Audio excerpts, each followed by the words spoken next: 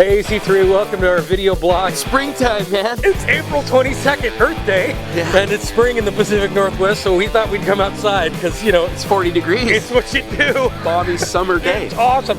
But besides the weather, we want to talk about two things.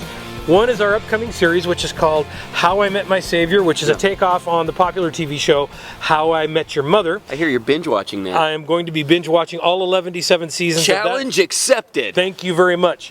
And then we also want to talk about an upcoming class called Investigation. And the way they tie together, right, is worldview. Now let's talk a little bit about worldview. The whole series, How I Met My Savior, is about constructing a worldview from the ground up.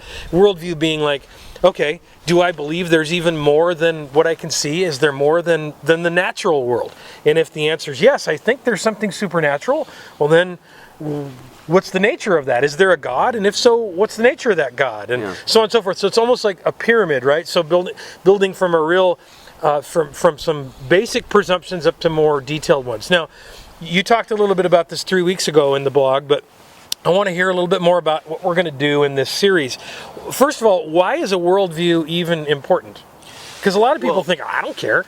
Well, and they probably think that, Dan, because they don't see themselves as specifically religious. And so they think worldview is about a religion. I don't hold to a specific set of truths, spiritual truths, or practices. I'm not a Christian, I'm not a Hindu, I'm not an atheist. So I don't have a worldview. Well, or they specifically think I don't have a religion. But if you define religion more broadly than that, then everybody's got one. It's simply the set of philosophical ideas that you hold to that answer the big questions.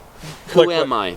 Where am I going? What's life for? Purpose. What finally matters? Yeah, and all those sorts of things. So everybody has a worldview. Everybody has one. Yes. And so we're going to be in this series. We're really going to be talking about, rather than what I think we found over the years, a lot of people kind of defaulting to a worldview.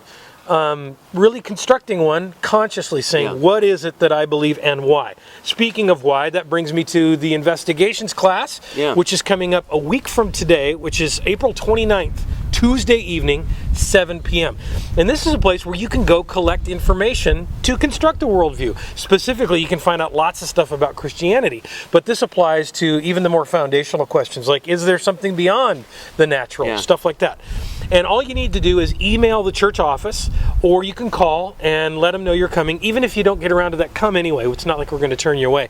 And what kind of questions do we cover? Rick, you teach that class? Well, almost immediately people want to know, if you're going to answer questions from the Bible, they want to know if I can trust the Bible. So that's a huge set of questions, and there's a whole bunch of them related to that. There's Bible problems people have, the problems with the character of the God revealed in the Bible, problems with Christian moral teachings.